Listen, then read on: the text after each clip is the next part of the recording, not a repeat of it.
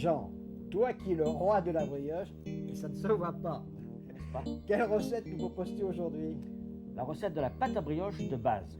Alors Jean, qui dit brioche, dit levure.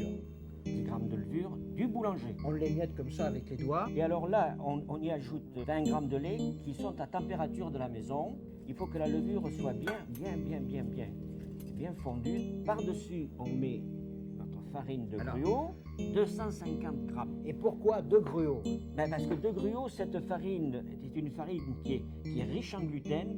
On commence un petit peu à mélanger. Je vais y rajouter 25 grammes de sucre semoule, 5 grammes de sel.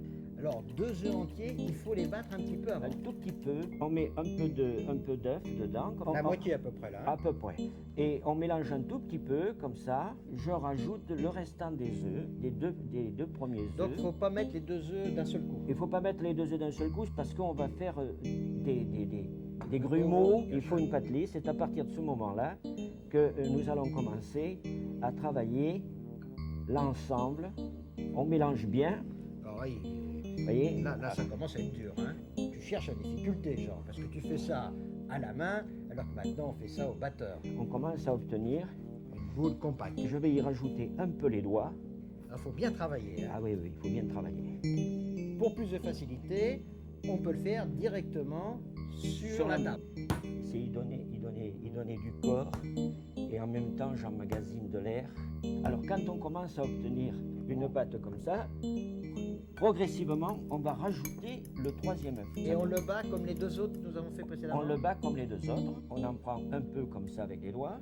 On incorpore petit à petit le 3e œuf comme ça. Donc petit à petit, Petit à on petit, incorpore on l'œuf. rajoute l'œuf. Et on s'aperçoit que l'œuf est bien mélangé. C'est quand la pâte se décolle des doigts. Des doigts. Ça veut dire qu'on peut, on peut en rajouter un petit peu, mais toujours un petit peu à la fois. Faut pas avoir Là, peur. le geste est beau, là. Faut bien voir. Voilà le geste.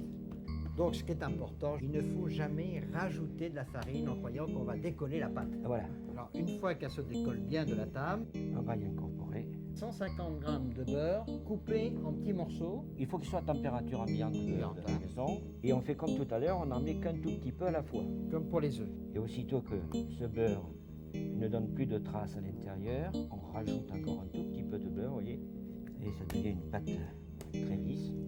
Donc là, le beurre est bien incorporé Oui. à la pâte.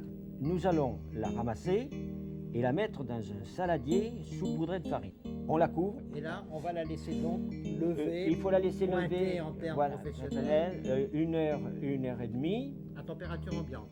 La pâte a poussé pendant 1h30. Alors donc nous la retombons bien comme il faut, encore une fois, On remet de la farine toujours dans le saladier pour pas que ça colle. et nous mettons la boule de pâte à brioche comme ça, on la couvre. Alors, Et là, on va l'entreposer au réfrigérateur. voilà, elle la laisse toute la nuit reposer et dans le courant de la matinée, eh bien elle façonne leur Alors, brioche. la brioche se fait toujours Toujours la veille.